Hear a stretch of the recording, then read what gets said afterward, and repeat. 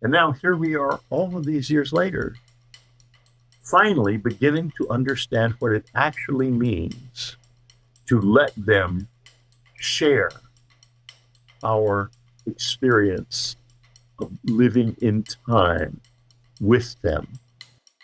Welcome back to Cosmosis. I'm your host, Kelly Chase, along with my co-host, J. Christopher King. Before we begin, I just wanted to say how much we appreciate all of you who have been tuning in and supporting the show. If you're new here, Cosmosis is a podcast that grew out of our recent docuseries, Cosmosis, UFOs, and a New Reality, produced by our media company, Ontocalypse Productions. After more than a year of working on the series, we realized that there was so much more to explore. So many ideas, insights, and stories that didn't make it into the final cut.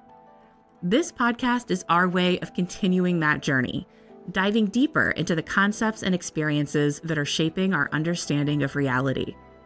But don't worry, if you haven't seen the docuseries yet, you can absolutely follow along with the podcast. But if you like what you hear, we hope you'll check it out. Cosmosis, UFOs, and a New Reality is available now on Amazon Prime, Apple TV, Fandango at Home, Vimeo, YouTube, and more. You can find all the links at cosmosis.media. And if you'd like to support the show and help us keep these conversations going, consider joining us on Patreon. Patrons get early access to ad-free episodes and other exclusive perks.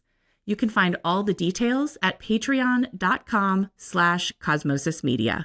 Today's guest is someone that both Kelly and I admire immensely, Whitley Strieber. Whitley hasn't just courageously led the way as a public experiencer who has had to navigate the stigma that comes with all that. He's also one of the most important thinkers in the realm of anomalous experience and contact with non-human intelligence. His work has been deeply influential to both of us. Books like Them and The Supernatural, which he co-authored with Jeffrey Kripal, are essential reading for anyone seriously grappling with the complexities of anomalous phenomena. But Whitley's work can be challenging, even for other experiencers, and people who live their lives steeped in this subject. We encourage you to listen with an open mind. You don't have to come to conclusions about anything. Whitley's decades of direct experience interacting with NHIs give him a perspective that is both deeply challenging and immeasurably valuable. And stay tuned for a new deep dive episode that will drop in a couple weeks, where we will talk in much more detail about how to approach the most mind-bending experiencer narratives.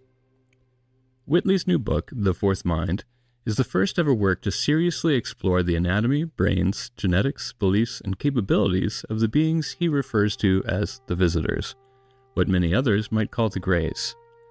It's obviously difficult to say anything with certainty about these entities without having a physical specimen to study. But Whitley has spent decades piecing together what may be the most accurate portrait of them to date, using both his own experiences and the accounts of others. Though his methods may seem unconventional, I can tell you firsthand, as the director of the Experiencer Group, that members of the intelligence community are eager to collect exactly this kind of first-hand testimony from other experiencers, because right now, it could just be the best source of data we actually have. Whitley's vision, not just the biology of these beings, but of who they are, what they want, and what their relationship to us might be, are as staggering as they are surprising. His insights give us a glimpse into what may truly be happening behind our interactions with some of these beings. And as a side note, I have the honor of being the monthly guest host of Whitley's long-running and iconic podcast, Dreamland, which was originated by the legendary Art Bell. You can catch me over there doing interviews once a month. If you're listening when this episode drops on March 7th, my recent interview with the brilliant Joshua Cutchin, author of Ecology of Souls and another expert that was featured in our docuseries, will have just gone live. I hope when you're done with this episode that you'll check it out. You can find Dreamland wherever you listen to podcasts or at unknowncountry.com. Before we dive into this conversation, here's a clip from Cosmosis where Whitley discusses the complexities of what happens to the human mind when we encounter the truly unknown.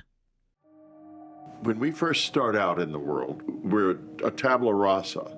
And what the brain begins to do is it begins to make comparisons. It builds an image of reality over the first few years of life. When you're first born, you probably see very unformed symbolic images, if anything. But by the time you're 3 or 4, you know a door is a door, a house is a house, and you have an immediate awareness of what's around you. But when something that isn't from this reality enters into it, the brain suddenly has trouble. An adult, in confronting an unknown phenomenon, has a lot of trouble forming it into what it actually is. So there's a gap between what's out there and what we're seeing, but we don't know how that gap works because we can't tell the difference.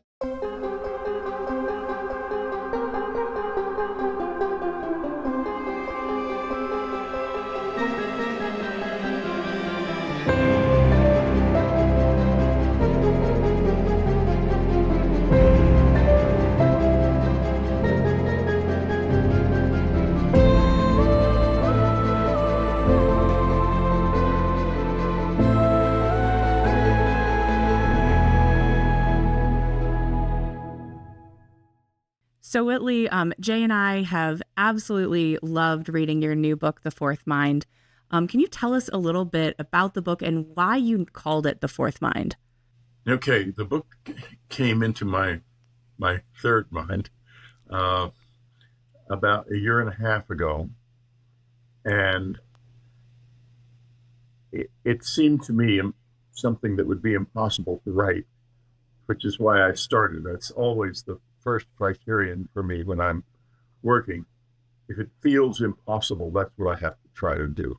I've got another one in my head right now like that. I can't imagine how to write it, which is probably will be my next book. And we're not going to talk about that today, though.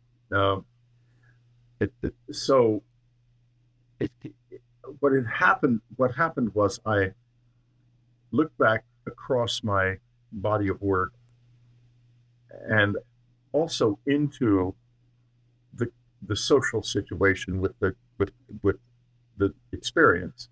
And I thought to myself, where are we now and where do we need to go? Because communion, basically the cover of communion, more than anything written inside it, initiated contact between the average person and this, what we now call non-human, whatever it is. I call the visitors, and I'm not sure even that's a good name. So looking at that, I thought to myself, something is wrong with us. Something's gone wrong here. There's something wrong here. Because this relationship is not working. Why couldn't they have just come into relationship with us? What has prevented that from happening? Because something has. Is it that they didn't want it? Well, that's probably part of it. Is it that we don't want it, but aren't looking at that quite clearly? I think that's a big part of it. And that's where the book kind of started, was with that level of exploration of where we were and where I have been on my own writing journey. And I came to realize there's something missing in us that isn't missing in them. And that's the fourth mind. We live in 3 levels of being. We live in what's in the brain called the limbic system, which is where the autonomous nervous system is located, and it's where your guts intelligence rules. Then the second level would be the emotions, where the emotions rule, and the third level is the intellect. And those 3 working together are a human being. This human being is moving through time. We are aware of that because of the fact that everything, every instant for us is always new. It's always new. There's never a moment, except in some kind of a unusual precognitive state, when we see beyond the instant. And I realized that in order to be as our visitors are, they cannot be like that. They must have, at least to some extent, an awareness of more than the instant, an awareness that goes into the past, not in the same way we would think of as history, but much more viscerally. In other words, and into the future the same way. Their moment is larger because they aren't entirely in the stream of time. And I began to think of us as like fish swimming in a river, and everything is coming toward us. Everything that we need to be fed is coming toward us. And they are on the bank looking into the river. And they see a certain distance in the future and a certain distance in the past. This is why when you are with them, it is so hard to look into those big black eyes and into what lies beneath, I think. The fourth mind looks at time from outside. We are in the first three minds. We are always inside that fourth level. They are, to some extent, outside. I know they can't be completely outside of it because they have a bad habit of making predictions that don't come true. So what do you think is the relationship between us and them? As beings who are kind of outside of the stream of time, what is it about us that they find interesting or important enough to have interactions with us? Well, that's a really good question because you'd think perhaps nothing. However, there was a piece published in a Science magazine in April of 1977 that years ago, when Hal Puthoff and I first met, Hal and I have been friends forever now. I can hardly remember a time in my life when I didn't know Hal, but we met after communion, so there was a long time in my life and his life we didn't know each other. In any case, he showed me an article in Science by B.B.H. Kuyper and Mark Morris, which is a remarkable article and has stayed with me all of these years. I read it often because it's one of the single most important things ever said about this subject. The article theorizes that if aliens were here, as they call them, they would necessarily not come into direct. And the reason is that they would be here for innovation, to experience the new. And as soon as they came into contact with us, we would refocus entirely toward them because we would want what they have, obviously. If they came here from some other dimension or across the reaches of space, we would want to be able to do that. So the hell with our own cultural and social progress and intellectual progress. Now we're refocused on theirs and we want to take theirs in. Therefore, if they are going to find anything new here from us, they have to hide. And that, I think, is the correct and fundamental reason at one level they do hide. There are a lot of other reasons that they hide, of course, but I think the most fundamental one is they're here to experience the new. And that's why Anne, my wife, who's absolute genius, who seemed like such a sweet, ordinary person, a cute gal from Ann Arbor, Michigan. And this is why I'm always so suspicious when this stuff goes underground and ends up in the secret government, because they're not going to stumble upon a young kid from Ann Arbor, Michigan, who happens to have access to the secrets of the ages.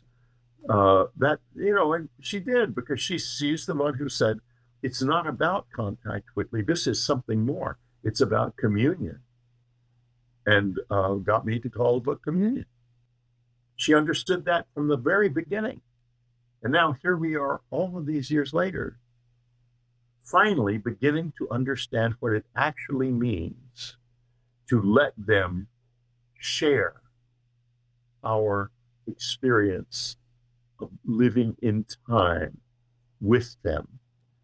One of them once, I used to go out in the woods at night late, alone, because at first I said, Annie, we were talking when it took about 6 weeks for us to get to the point where we realized that this had been some kind of contact with non-human beings. And so I said, well, let's go out in the woods at night and see if they'll come back. Because if we go to the place that they took me from and we meditate there, maybe they'll realize that and they'll come back and interact with us. And she said, great idea. Why don't you start tonight? I said, well, wait a minute. She said, no, I didn't get taken up in a flying saucer by little men. You did. You want to meet the little men again? You go out in the woods and do it. Okay. She said, I have a little boy here that I've got to take care of and protect. I'm no way I'm leaving this house with him asleep in bed, which was obvious. I mean, when I think of it. So off I went in the woods night after night after night. And one night, there were very few contacts. There were a few, and they were very important when they did happen. But I wish I could say, oh, we sat down together on a log and we put our arms around each other's shoulders and we communicated telepathically, and it was so cool. And they gave me the secrets of the universe and all kinds of wonderful downloads. And no, nothing even close. What would happen would be I would go out in the woods alone, deeper and deeper, and get more and more uneasy with my little flashlight and going along the paths. And one night, this was one of the incidents where something happened. I became aware of the fact that there was someone standing just beside the path, just behind some brush. It scared me for a moment because I thought it's a person, and I was about a mile out from the house. I thought to myself, being out here in the dead of the night with someone who's not showing themselves at all could be very bad news. I had visions of serial killers and all that.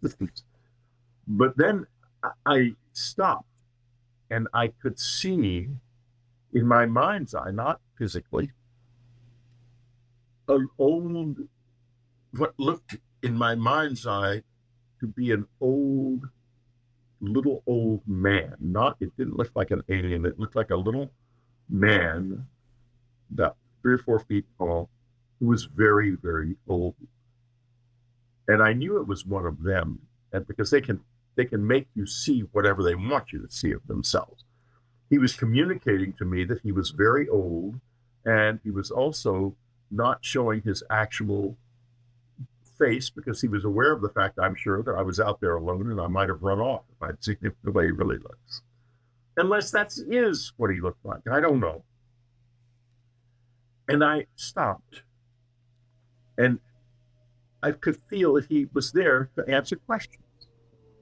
And so I have made some pretty absurd moves in moments like that, but this one wasn't. I said, what does the universe mean to you? There came back immediately the most startling thing, one of the most startling things I've ever known. A vivid image, like a television image in full color of a coffin. A coffin. And I was so shocked because I thought it would be something much more romantic and human and grand and full of mystery and question. But then I realized they've come to the end of space-time. And I understood why they were here. Because we have not. And they do not want to take us in one instant to the end of space-time like they are. They want to share our journey. And that sharing is what communion is all about. That's why she called it communion. Because on some level, she knew this immediately.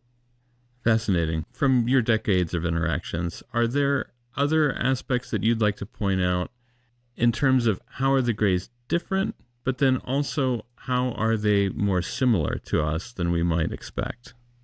Well, in order to find the scraps of similarity, I think we have to explore the vast ocean of differences, because they are really different from us. First of all, I do not think the physical world is their primary location, their ground. This is not their ground. And that makes an enormous amount of difference. Second, we are a vocal species. We speak. This is how we communicate. They are not. They do not speak. They are telepathic. This means we are, each of us, an island unto themselves, because we do not function telepathically. You can, but many people can anyway. But it's not part of our social structure at all. They do. They are a group mind, and the military people have spread this phrase hive mind, which is the most annoying thing, one of the many annoying things about their very truncated attempt to understand this that's beginning to emerge into the public space more and more lately. It is that not a hive mind at all. It is a vast group of individuals who are linked together, and the linkage is their mind. They have one mind and many personalities. And I will tell you, I have been in that mind briefly a few times. And the thing about it that is so shocking is how quiet it is. And you know instantly, just a second in that mind, and you know why they are here.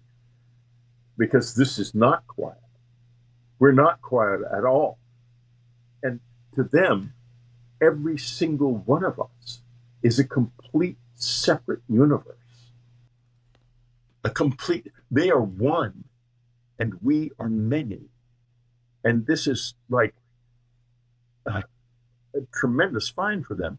I know from my experience with them, they are aware of the fact that vocal species are uncommon in the universe. The reason they are uncommon is they don't last long. They fight, they argue, they explode, they die. And one of the reasons they're here, I think, is to try to prolong the lifespan of this remarkable vocal species that they have found. That's so fascinating. You spoke a little bit about the cover of Communion and the impact that had on people, not just a kind of recognition among people who have encountered beings that looked like that, but also there seems to be this kind of deeper, more profound, transcendent experience that many people have had when viewing that cover. Can you talk a little bit about why you chose to use that very same imagery from Communion on the cover, but it has some distinct differences from the original cover, and how that represents the evolution of how you've come to understand these beings?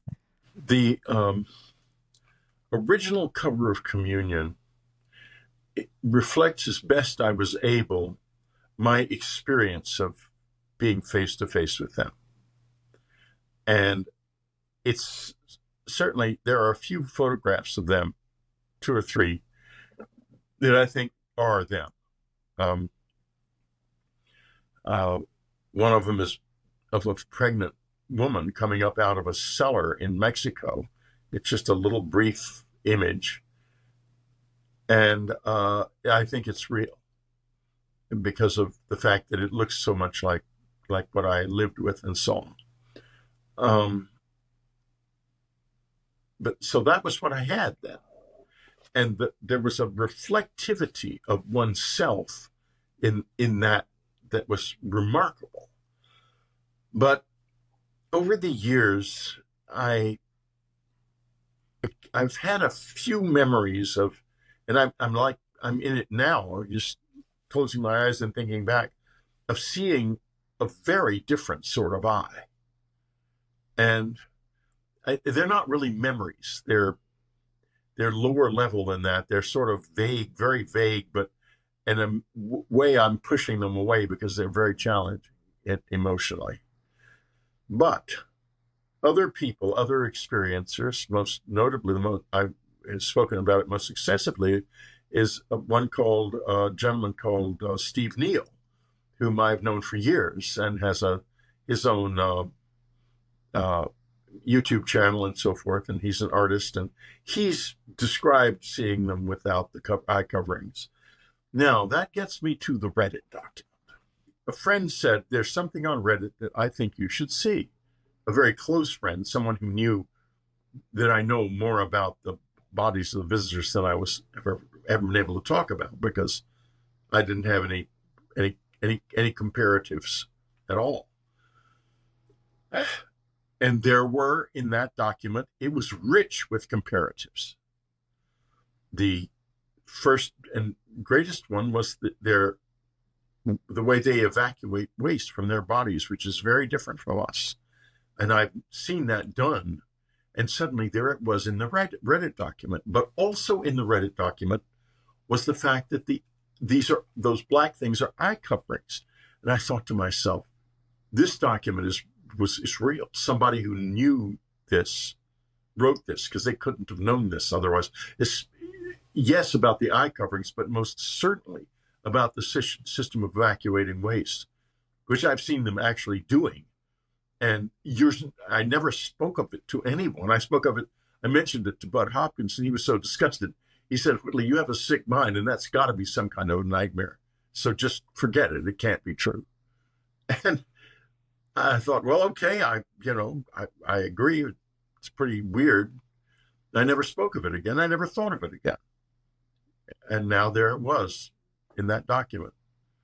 So that's where the eye coverings idea comes from. And it's vague memories of mine, experiences like Steve Neal, and confirmed then by the Reddit document. And it's time anyway for us to see them in a new way, which is what the book is about, what Fourth Mind is about. It's time for us to start seeing them in a new way. And this is a good place to start, because if those are eye coverings and we're right, and they take them off, if my vague memory is anything close to reality or Steve Neal's memories, then that's going to be a really explosive experience for us. Thank you so much. I really deeply appreciate that response.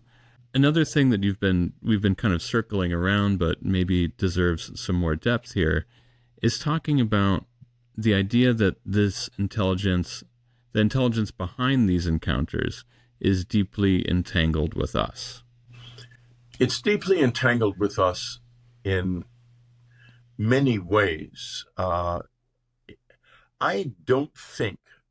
suspect that the visitors who are here now, the Greys who are here now, and the tall whites who are with them in some way, would like us to believe that they've been here forever. But I do think they probably have information about us from the past. But I don't think they have been here forever. Because if they have been here forever, then I doubt we will ever be able to communicate together successfully. Because if they've been trying to for thousands of years and have gotten to where they are now, forget it. They're not going to make it. It's too late. They can't do it. But I think they can do it, and we can do it. And I think they have been. I think they were attracted to emerge here into the physical because they saw that we were self-destructing. And they have probably been making use of us in various ways, and they don't want us to self-destruct. There's a level of it that I've seen emerging lately that has kind of touched the surface a few times that I am concerned about. It is that the military, which approaches this from a profoundly religious standpoint, has found someone and a public experiencer who can reinforce the idea that this is essentially a religious experience and a Christian religious experience, etc. And the visitors will do anything to, if it's not quite the right word, but to ingratiate themselves with us, to allow us to enable us to open ourselves to them. And I'm not sure that that's a direction we want to go in, because we've done it in the past, I'm certain. I think that the ones that are here now have an awareness of that past. That's why Bledsoe saw an image of a cow in the sky right before the lady appeared to him. And he sees the lady as the Virgin Mary, but of course the cow is Hathor, the ancient Greek, Egyptian goddess. And at the cabin, they would often make reference to ancient deities in the symbology of their appearances there. And I don't think any of that is absolutely as real. I think that those are attempts to invest themselves in levels of our culture that are similar or may lead us in directions of contact that would be useful to them. In other words, I think that some of them would be very comfortable with us worshiping them as gods, because then we would not be so difficult to deal with. And I think we need to be difficult to deal with in order for this relationship to become real. And, they know that, I'm sure, too. And that's why there's such an enormous difference between different levels of the close encounter experience, which you guys are very sensitive to. That there's a highly sophisticated level of it, and a level of sophistication, intellectual sophistication, and emotional content as well, that is at the cutting edge of the way we understand reality. And then there are other levels, and you go down and down until finally you have people who are trying to reconnect with them through the medium of the old religions. And so we have to find our way out of that. Beyond that, otherwise, the reconnection will be just as false now as it was in the past. Those old gods are not external to us. They're aspects of human psychology that we observed as separate, because I don't think we fully understood ourselves then. But if you look at the old gods, the Egyptian gods or the living Hindu gods, you will find that they are aspects of the human psyche. Something that I love and admire so much about your work, Whitley, is that there are no easy answers. And you really talk about the phenomenon in a way, making it clear that there is an objective external reality to this phenomenon, while also a real internality to it, a subjectivity to it that also permeates everything.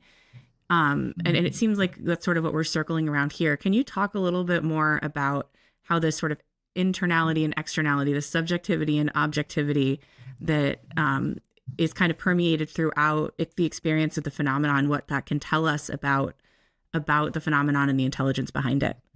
Well, thank you. I always enjoy a simple question. Right? I'm good at that. Okay. I'm tempted to say, well, let's get back to this in about 6 weeks. But no, that's the great Kelly Chase question. That's the kind of question I love hearing from you, Kelly. The subjective objective aspects can be looked upon in a number of different ways, either personally or socially would be two. And if you look upon them personally, it becomes a challenge. What am I going to do with this? Am I going to try to see it as something outside of me? And if so, how am I going to relate to it? And this gets to the social level of this. Am I going to relate to it through the medium of things I already understand about the world or believe?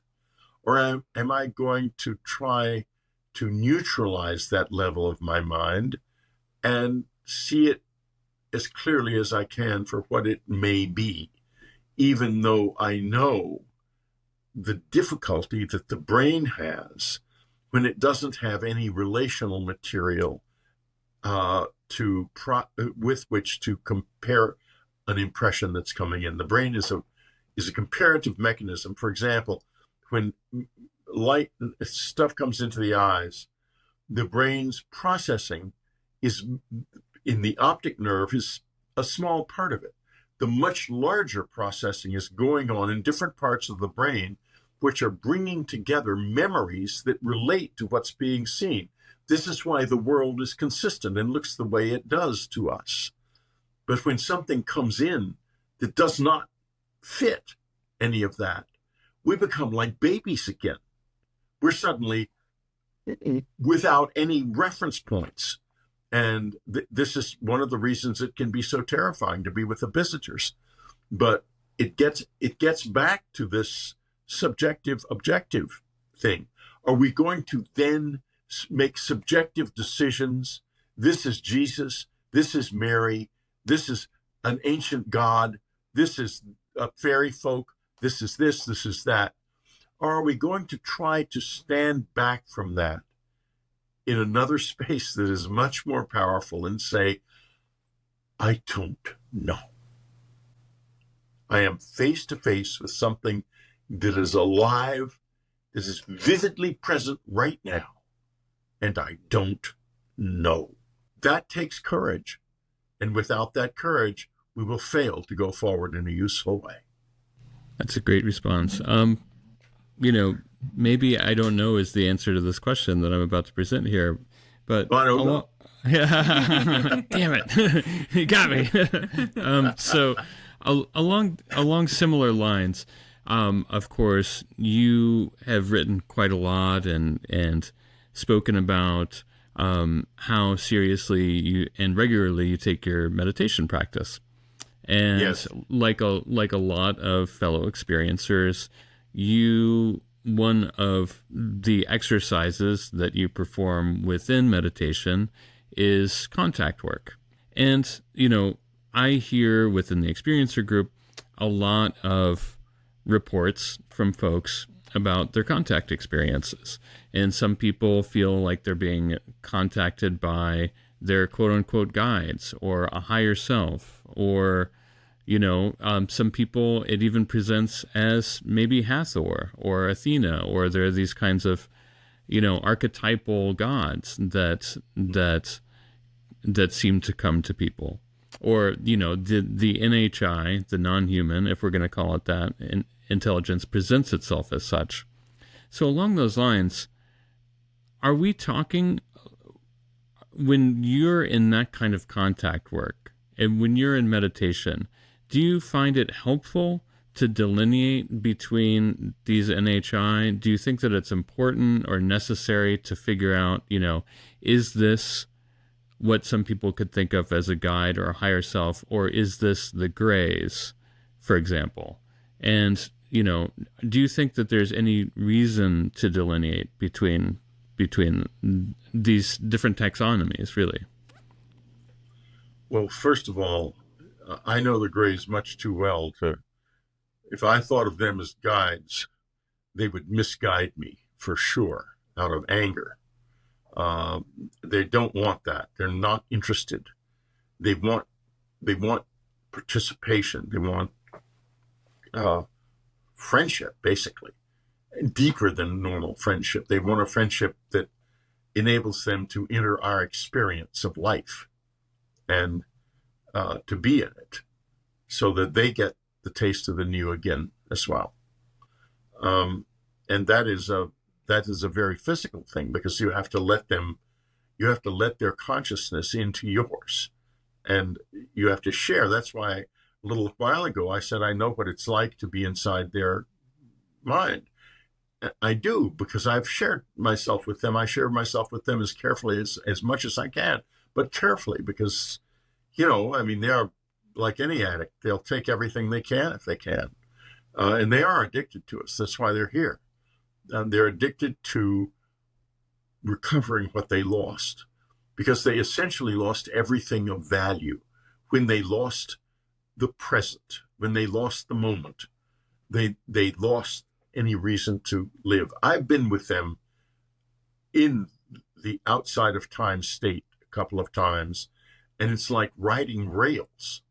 That it's not forever. In other words, it's not to the end of the universe, but suddenly there's no novelty to the moment. It's appalling. It's like a nightmare. I'll give you an example of how it feels to people, because it happened to Jeff Kripal, my co-author of Supernatural and the founder of the Archives of the Impossible at Rice, for those of you who do not know what this towering and hilariously diffident man is. He is that. He's both things. Anyway, there were conferences at the Esalen Institute from time to time. This has nothing to do with that billionaire conference that went on where they did orb tourism and stuff. No, it's something very much deeper than that and much more private. So I'm not going to go into it too much. But suffice to say, there's a room at the house where the conferences take place where I like to sleep in that room, because you open the door and you walk 10 feet to a cliff overlooking the Pacific Ocean. And this means the visitors can come from underwater, and they're intimately engaged underwater, and come right into the room very easily without having to go through cities or anything like that. So it's a very physical moment. And people knew that. And at the time, there were 2 beds in that room. And Jeff decided he would like to try to see if he could engage them. And I said, great, let's do it. And they did. One of them did show up that night. And it showed up briefly for me, and a few minutes later for Jeff. Here's Jeff's reaction. Now, at that point, and now I'm used to this. It's not, I'm not going to be taken out of the time stream. They're not here to take me out of the time stream, but to enter it, to enable me to use me to enter it themselves. So they're hardly going to take me out of it. So, and I know that now. So I'm not frightened by this type of approach. Jeff did not know that. You can't know it by being told. You have to experience it. So suddenly he was awakened. I don't think he's ever said exactly what it was, but he experienced what sounded to him like a flood of broken glass pouring down all around him. And then he heard from deep within his body his own voice cry out, "Oh my God." And this was because the mere presence of this being was drawing his soul out of the stream of time, simply because of his relationship with what it knew. And we are here to live in the stream of time. There's nothing wrong with this. We're here to fill our souls with experience in the time stream, and you can't do it from outside the time stream. Their souls are frozen for that reason. It's in the time stream that the growth occurs. And Jeff felt himself being pulled out of it. And the fear of being alive and dead at the same time is a greater fear than the fear of death. And he tasted that for an instant.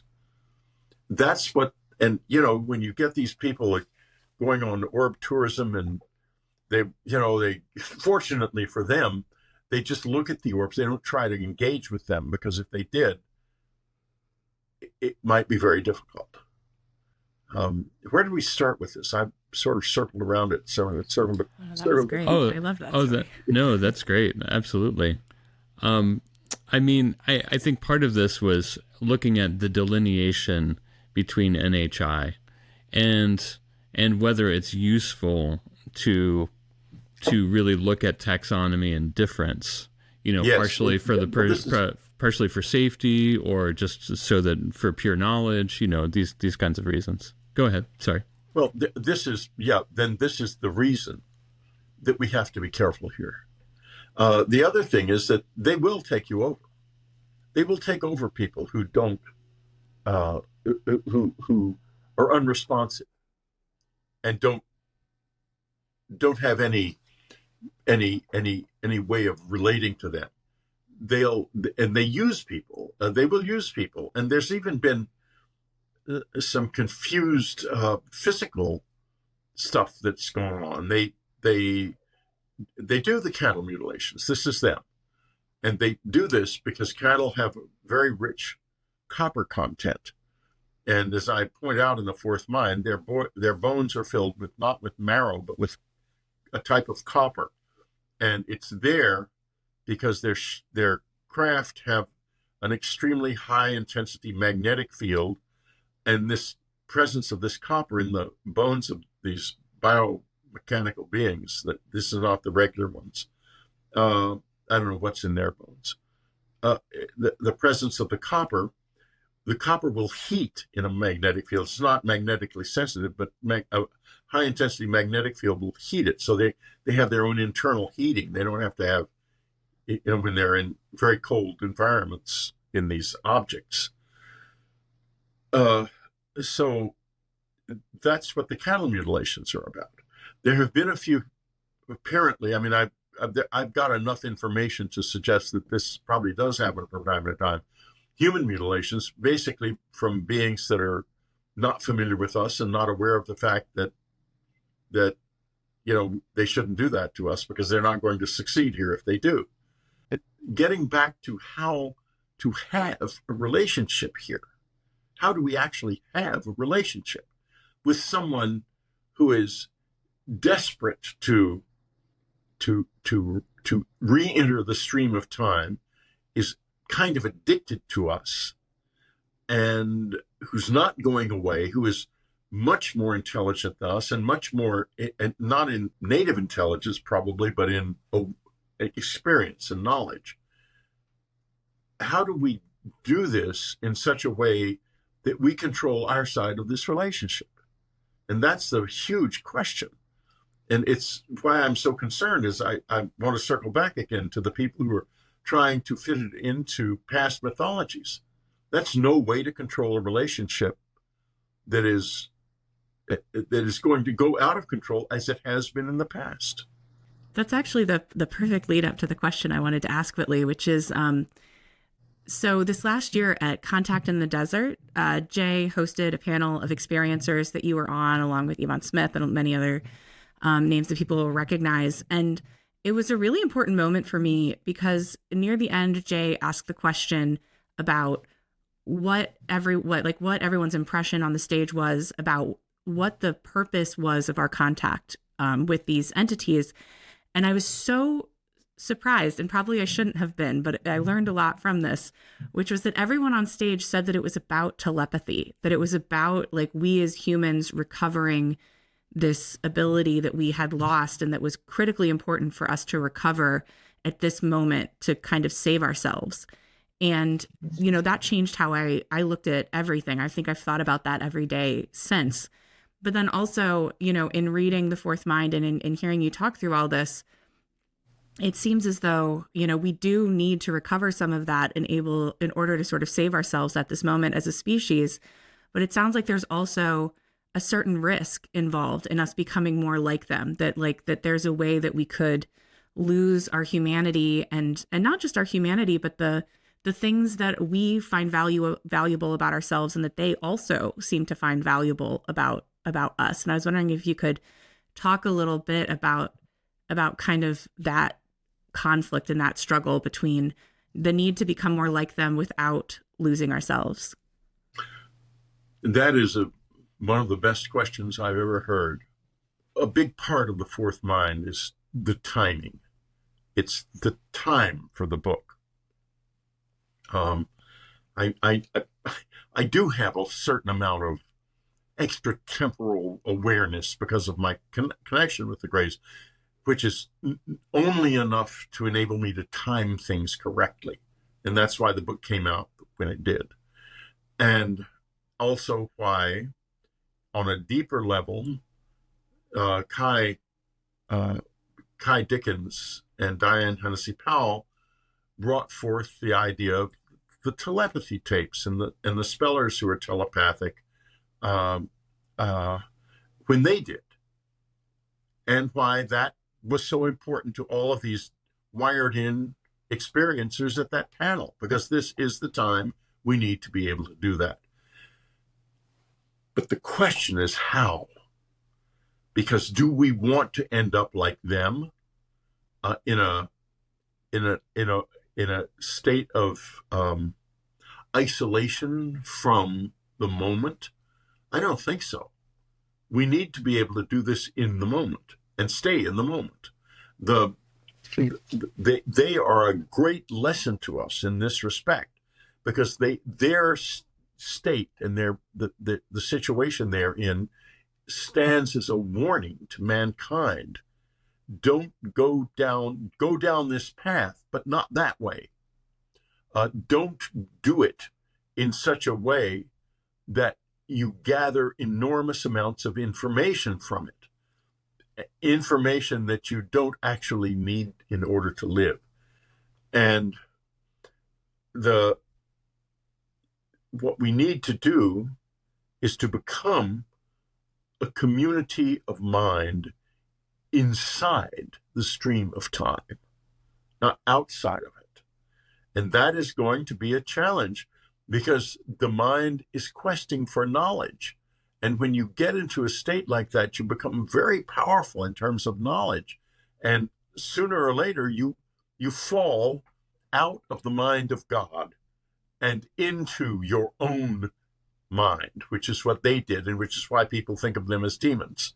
They're not demons. They're desperate. There's an enormous difference there. How do we do this? And I think we have to think of the craft of community mind, and eventually also the art of it. The craft of it is, how do we become what you're thinking about right now, which is becoming a community mind, Kelly? How do we do that without becoming too big? Because we can easily become so big that the universe seems to us like a coffin, just like it does to them. We don't want to go down there. We want to stay in the wonder and in, therefore, the body of God. Wow. Thank you for that, Whitley. That really touched me. Thank you. Yeah, we had a telepathic moment there, my dear. I hope you don't mind me saying that. I'm an old-fashioned guy, and I say things like that every once in a while. Please, if it triggered you, please accept my apologies. No, not at all. Not at all. Oh, that's great. I appreciate that, and a fantastic question and a great response. Just then you were using them and their. Of course, Them was a fantastic book, and I think Kelly and I both feel close to Them, the book that you wrote a few years ago, because it was basically when both of us got to know you better on a more personal level. And it's not just that it's a great book, but there's also, I think, a little bit of sentimentality for both Kelly and I in looking back on Them, because of course we became like literally introduced to you while you were getting that together, going through the communion letters again down at Rice and the Archives of the Impossible, etc. So touching on that briefly towards the end of this episode, so we can kind of look at the fourth mind and Them, because there does seem to be a relationship between these two books. And they, yes. They take different tactics to accomplish this, but they're interesting bookends for sure. So along those lines, the title Them, again, kind of teasing out the nuance that we're talking about here, the title Them suggests both separateness and interconnection. How do you define them now? And has that definition changed over time for you? Well, first, I have to say about the title. The title comes from a movie from the 1950s, a wonderful horror movie called Them. And each chapter was intended to have an epigraph from the script. But unfortunately, the script's copyright is in limbo. Maybe no one owns it. Maybe someone does. I couldn't find out. And I decided that I did not wish to put myself out on a limb and use these epigraphs. But the reason for it is this. The reason that is that the movie, if you look at it, it is reflective of many different things about our actual present relationship. It's very prophetic in the sense that the fear of the government, of the unknown, and its job, after all, is to preserve us from threats. And so at first in the movie, it's sort of agreed among the various players that no, the public mustn't know anything about this because we don't know what it is yet. And then, of course, the next thing you know, giant ants are marching through Los Angeles, and something not too far from that might happen sooner or later, even now.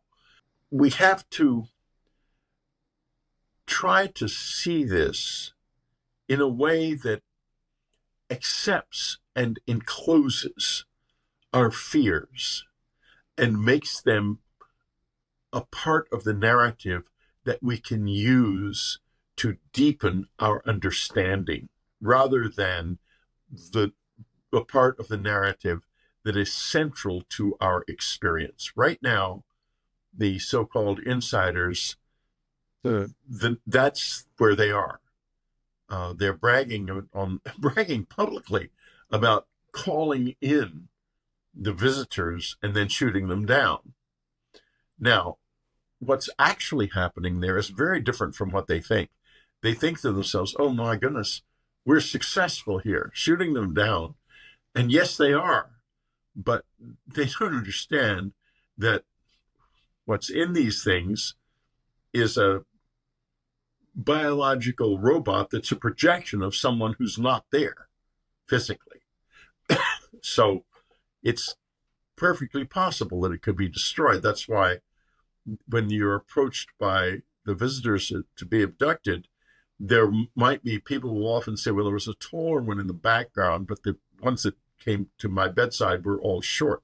That was because they were like avatars of the taller one. They were just as competent mentally, but that was because the soul or the consciousness of the other one was projected into them. So they were like physical extensions of the other one's being. And understanding this and understanding what's actually going on in those shoot downs is not easy for these people. What is happening is they're being trained. It's a training program. They want, when they get psionically contacted, and they expect this shoot down to occur, because they told me years ago, and this is in the book, The New World, my book, A New World, that we have to be able, that level of the human species has to feel that it can defend itself or the relationship can't work. And so that's what they are literally training them. And then Jake Barber describes how something came out of the craft that he was trying to pick up from that had presumably been shot down and entered him. And it was a beautiful feminine presence. And he's so glad it's still in him. And he said, it's not ontological shock. It's more like ontological relief.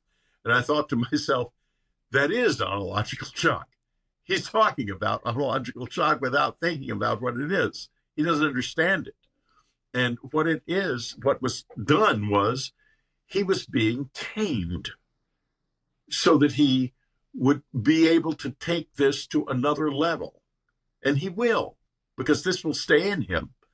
It was literally like, it's not an entity. It's a more of a frequency that connects with the parts of his brain and body, I guess, probably in his limbic system, that will produce feelings of peace and security and a numinous presence in him. And it gives him a chance to grow out of the fear and the hostility that he has been living in. So it's all part of a training program. They're childlike, and I don't want to condescend, but do they really seriously think the visitors to grace don't know their secrets already? Of course they do. Oh gosh, that is funny. Something that struck me so much, Whitley, about the fourth mind compared to your other work, is that there's an urgency to it. There's a Yes. sense that this is something that you really felt you needed to write, and you needed to write it now.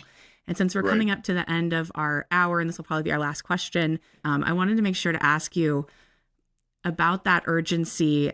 What makes it so urgent, and what do you hope that people do in response to this work? Like what should our next step be? Well, nature is going to make us take our next step. This species is being born. We're going down the birth canal, and we're either going to be born alive or born dead. In that sense, the entities that are around us are midwives. And they obviously, if they're midwives, they do want us to be born alive, but they're practical midwives. And if we're born dead, they'll make do with that. And we can talk later about what the difference would be. In any case,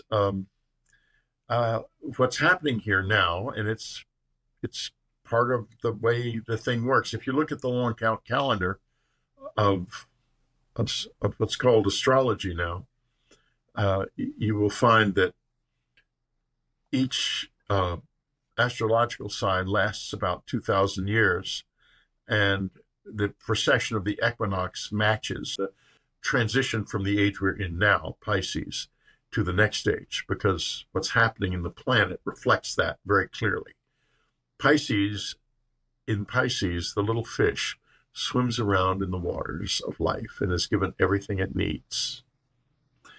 Everything it needs. That is to say, the little embryo that's humanity is swimming around in the waters of life of the earth. And earth has been giving us everything we needed right along. Now, the waters are about to break. That's why you see the water pourer, the Aquarius, the water carrier, pouring out her water. And where the little fish is in the water, and the little fish ends up on dry land. Now what do? And all of the